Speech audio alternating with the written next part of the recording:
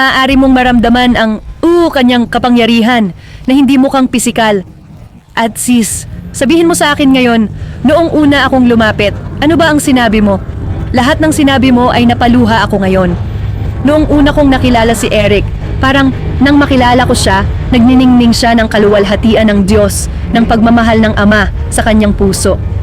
Parang nararamdaman mo siya, nararamdaman mo ang Diyos, nararamdaman mo ang Diyos sa kanya. Lahat ng Diyos ay nasa kanya. Dala niya ang pag-ibig ng Ama sa sangkatauhan. Nagniningning siya ng pag-ibig ng Ama, ng kanyang kaluwalhatian, liwanag, presensya, lahat ay nasa kanya para ibahagi sa sangkatauhan, para ipakita na ang Diyos ay totoo, nabubuhay sa kanya.